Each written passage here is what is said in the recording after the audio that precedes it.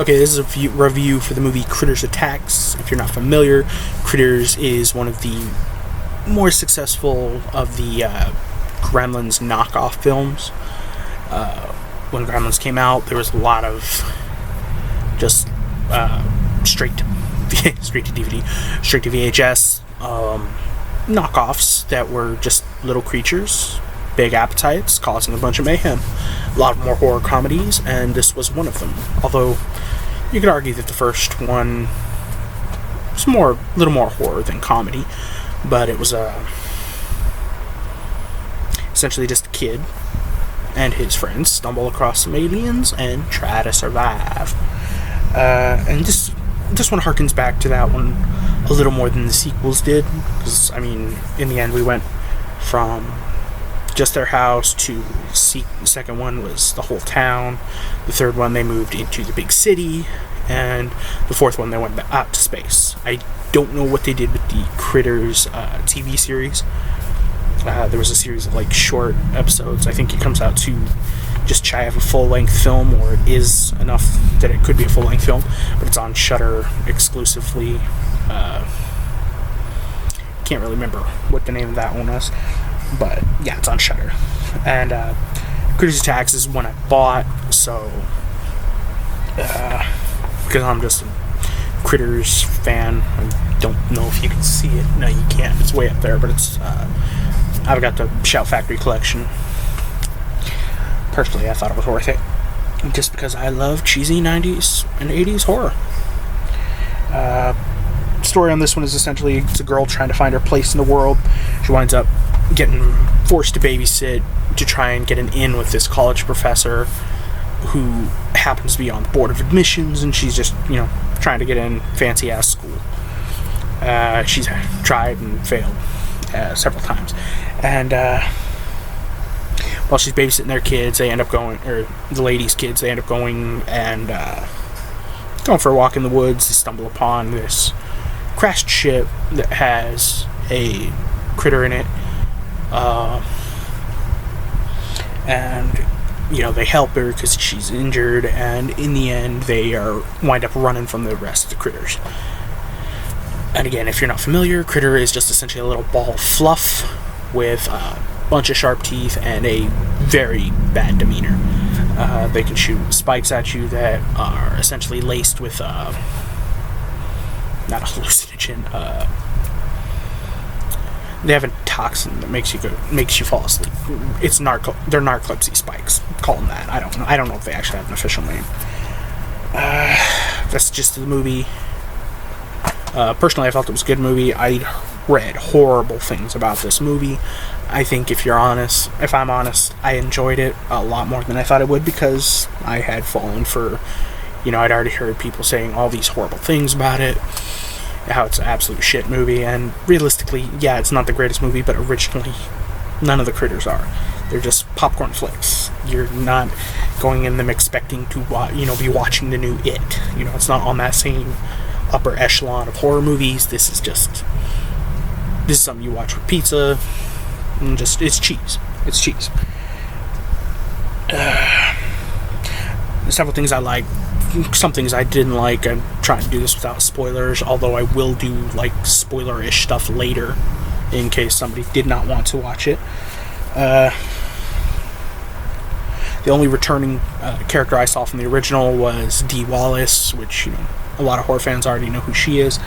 She is essentially a scream queen from the 80s, although you could probably argue if people consider her a scream queen, because she was never, the victim a lot, as running around screaming her head off and all that. She was usually she's one of the moms of horror. She's always the mother, but she's always awesome. And honestly, when she came in, I was getting Halloween 2018 vibes, because that's it was they brought her back, and now she's a total badass. She's a bounty hunter trying to hunt down these krites and kill them, which, okay, yeah, if you didn't know, the species of critters is actually called krite. This one introduces the female krite, and she's actually a queen, so I don't know if that's what explains the coloration difference, because this one, she's white, as opposed to the standard critters black. Black for. I love the effects on these. They made a real effort to individualize several critters, and it does stand out. It's actually pretty minimal CG in this movie. Like, I know they did return the critter ball, which is when a bunch of critters all form up into a giant man-eating ball that rolls around and kills people. It's awesome. And there was a little CGI on that, and a little CGI on just critters rolling, because one of the things they do is they roll to travel at greater speeds, and like it doesn't fit with, like, they move too quick for the distance, and it doesn't look right. The CG is very noticeable, but other than that, pretty good. Just like one thing that annoyed me is they have this like body dragging scene, like the standby if something's grabbed somebody's foot when they're trying to crawl away and just yanks the body. And it works for some movies. For me, it doesn't work with critters, because like critters are not even the size of a basketball, so how are they going to be dragging bodies? You know, it just doesn't work for me. But I'm really just kind of nitpicking there. A couple more things. Rain all the time. Oh, you fucking kidding me. Alright. Ignore the phone. Where was I? Oh, yeah. A couple more things I didn't really care for. They took... Critters usually come in eggs. They nest in eggs. And this one was very different. It was a single critter. He killed somebody, and then it was like straight out of Alien, you know. We didn't see an egg. It was just the... like the eggs hatched in the body or something. They really didn't show eggs, actually. It was just like they hatched out of the body after he started eating it, and that's not something we've ever seen before. I didn't really care for that change. Let's see. Just referring to my notes here. Oh god. There's a shower scene where, you know, corny guy's showering and he's like reaches back, goes to grab a loofah, and somehow grabs his and he ends up grabbing his crate. And I'm sorry, there's like a massive obvious weight difference between a loofah, which is lightweight nothing, and a critter, which is probably a 10-pound ball of teeth. You're going to notice if you have an animal instead of a loofah. There's a really bad Mogwai joke. Mogwai. Wow. Screw that up. There's bad Mogwai joke reference in there, because girl works at a sushi bar, essentially, and the owner is Japanese, and I don't remember what they call it, but you know, he's like, you could see it coming a mile away. They make the joke, and that's another thing. I have seen a lot of people did reference. They said, you know, they were talking bad about it. They were saying they went Gremlins 2 with it. I'm assuming it's a reference to Greta introducing a female gremlin. But personally, I didn't get that feel. I felt it was more like Gremlins, honestly. More like the first one than the second one. I mean, yeah, it was a little more comedy, but personally, I felt it was more like the first one. It very much did feel, and I like it, that it felt like a 80s, 90s creature feature, but the family-friendly creature features. Which I always thought of Critters more like... Critters is like a darker version of Gremlins, really, for me. Like if it was just straight horror as opposed to the family-friendly horror. I mean, Critters isn't too awful bad. I think the worst is a little bit of gore. Language has never been too bad on it. But, yeah, like the ones that it really reminded me of was like Pet Shop, with the Moonbeam movies, Pet Shop, Prehysteria, stuff like that. And especially some of the music notes, you'll notice them. Let's see, what else was I?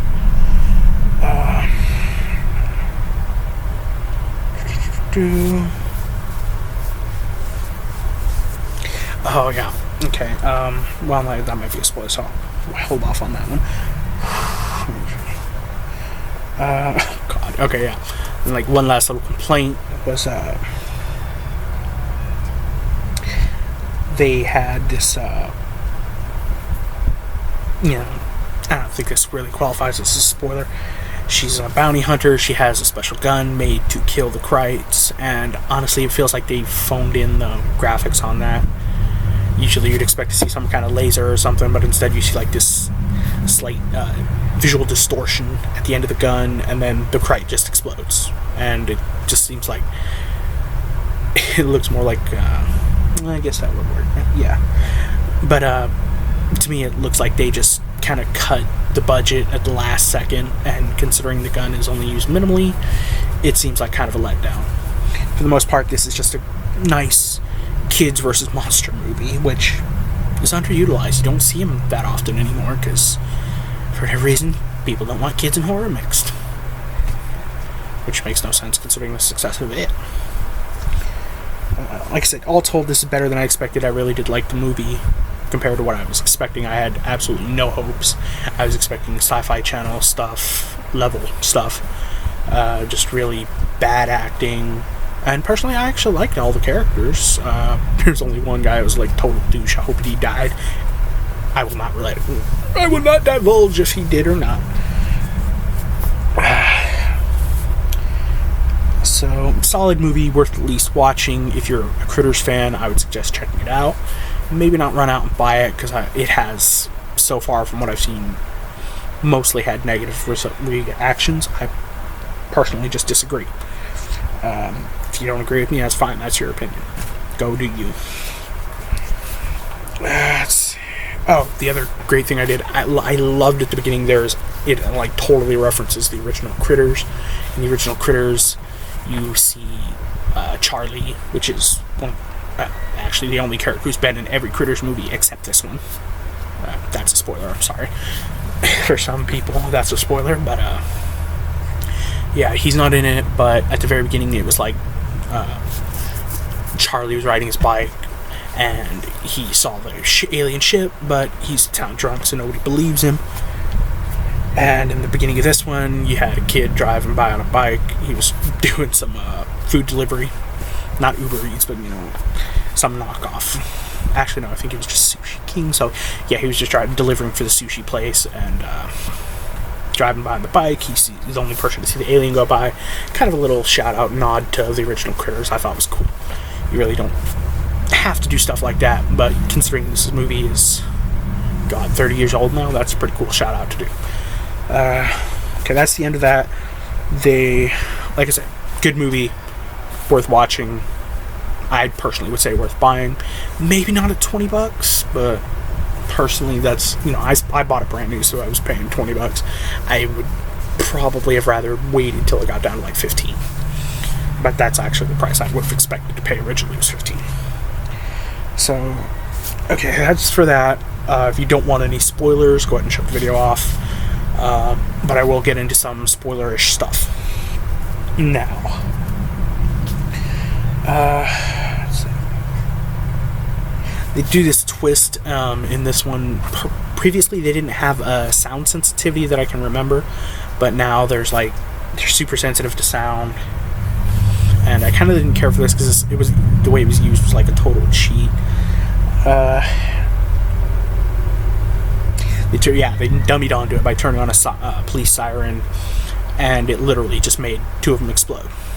Or, no, just one, I think, explode. And they end up using that again, with an air horn, and it just, destroys a bunch of them.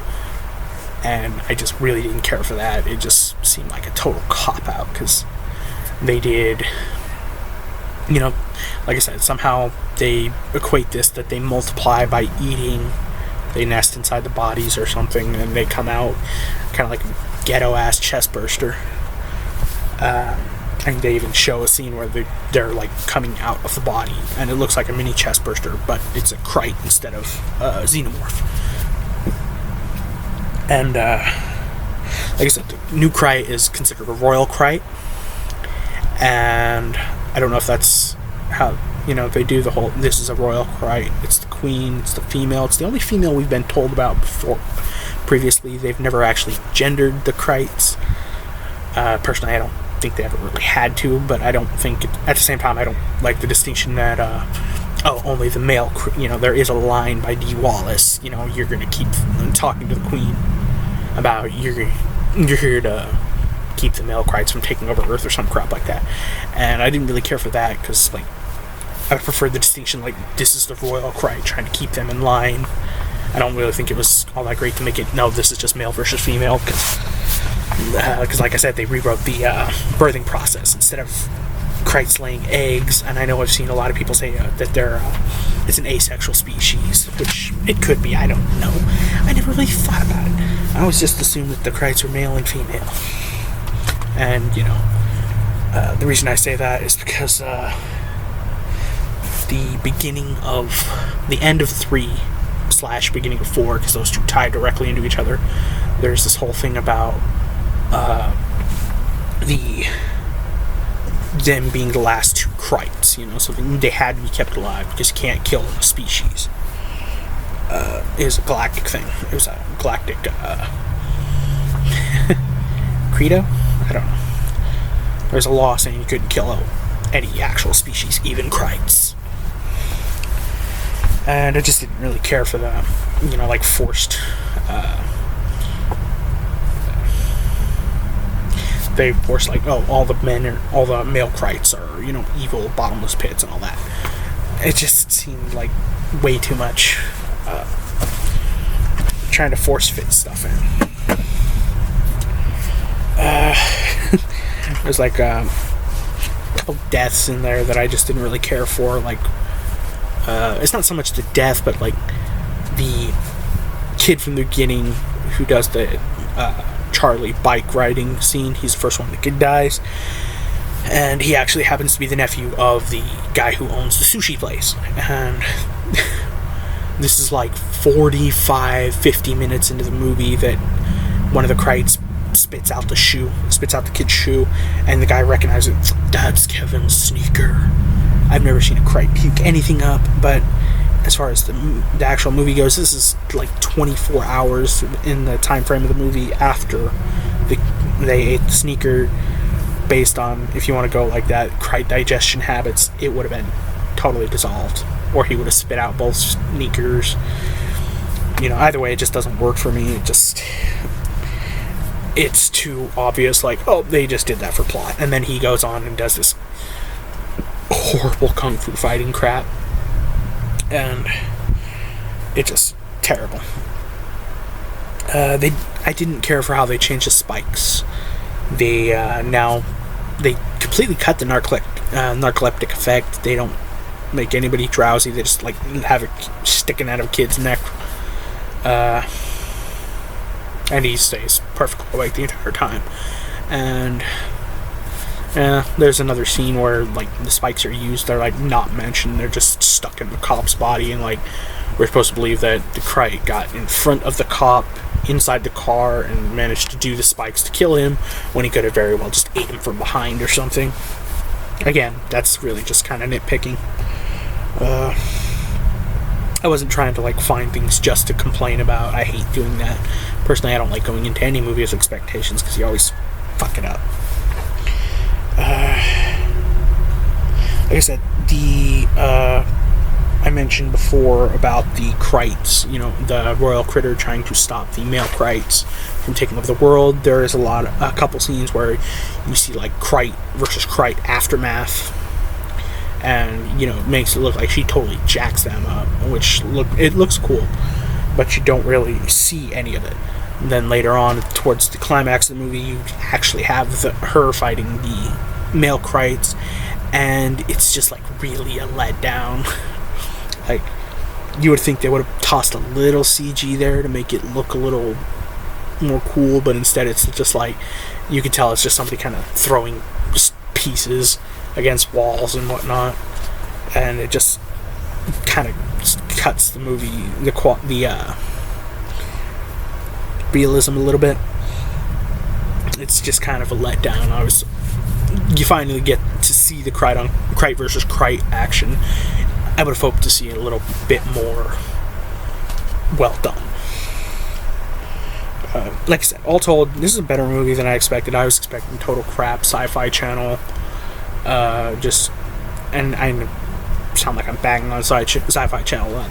They do have a couple good movies. I just can't think of any right now. Really, I think that's all I got. Oh, yeah. As much as I like the cast, Dee Wallace was grossly underutilized. She's in the movie for like a few scenes, and it's basically just like walking through, seeing the devastation, then showing at the end to save the day, and not very convincingly. The kids have done most of the work by then, and even that, they have the whole kids versus Krites at the end, and they do the air horn, and that kills a bunch of them, and then even more are coming. Like, it's kind of a throwaway, like, oh yeah, we just eliminated several dozen Krites with the air horn, and yet several dozen more come, and we gotta do it with we gotta take them out with all the garden implements we found in the janitor's shed. And then Dee Wallace comes to save the kids, and yeah, there's even more Krites that she has to help the royal Krite kill. And it feels like she's just shoved in, kind of shoehorned in there at the end. Like, I honestly wonder if they didn't see Halloween 2018 and say, oh, dude, that'd be cool if we brought her in to do something like that, Like, she's been hunting them for 30 years now. So, I don't know, that's just my thoughts. Like I said, personally, I liked it. I did. Yeah, that's it, pretty much. I've rambled for 20 minutes on Krites. I never thought I would. Maybe I'll do a actual review on the box set one of these days as well. Yeah. So, that's it.